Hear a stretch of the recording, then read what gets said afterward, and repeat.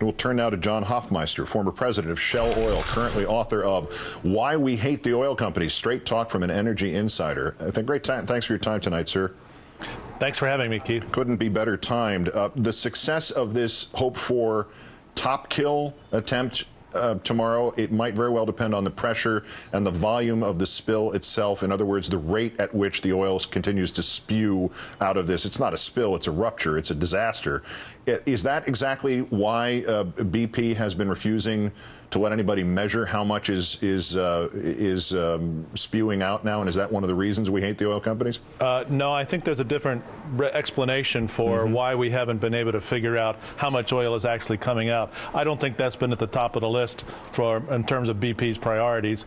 And there are any numbers of ways to measure these things. So setting that aside, I think the big risk for tomorrow is whether the integrity of the blowout preventer itself can handle that mud under such extraordinary pressure, and whether the pipe connections and whatever connections are being made, which have been tooled and threaded and so forth over the last several weeks, whether that will actually hold the kind of dramatic 35,000 horsepower pressure that's needed to stuff that mud into the well.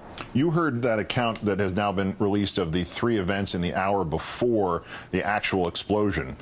What does that suggest anything to you about what might happen tomorrow if it goes badly, if the top kill doesn't work? Does it suggest not doing the top kill? Is it at all of any use as to what to do now? I think there's no choice but to do the top kill. We've got to get that flow shut.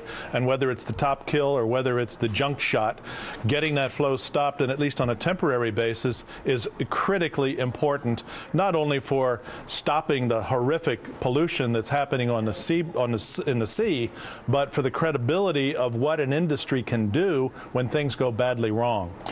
I think since the 20th of April, I've been saying this needs a very careful investigation into what happened when, who was accountable for what. My op-ed in the New York Times several weeks ago said precisely who was in charge of what during each step along the way. Because in the outsourcing that has taken place in the industry, there is a chance to lose the command of control, and that would be very dangerous on a rig like this.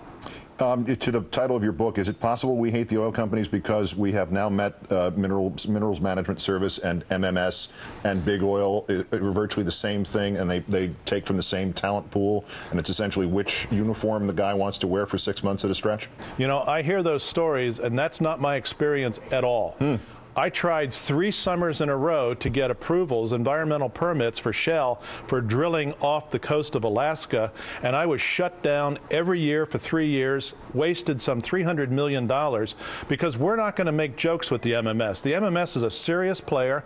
I actually went right into the department of the MMS itself at the invitation of the secretary at the time, and also Conrad Lautenbacher, who was the head of NOAA, to really understand what is the work process that takes place. How could we have a relationship where the regulators can do their job and my employees at Shell could do their job, so that we work in the best interest of society, not trying to push the MMS in a particular direction. But 3 years in a row, we didn't get the permit. We didn't meet the requirements of the MMS. It was a tough play by the MMS. They apparently were not as tough when it came to BP.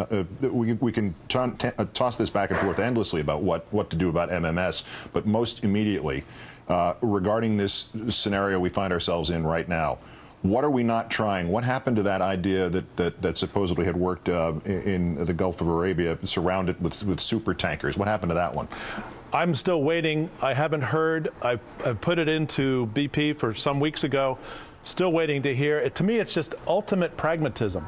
You have these big, huge super tankers that could suck up 1 million barrels a load with huge, powerful valves and pumps that could pull in seawater and oil so it never comes to shore. In a formation, if these super tankers were going up and down, back and forth, managing their way around the rigs, managing other things that have to be looked out for, I think you could pick up a lot of that oil that's on the surface that would never hit the coast of Louisiana.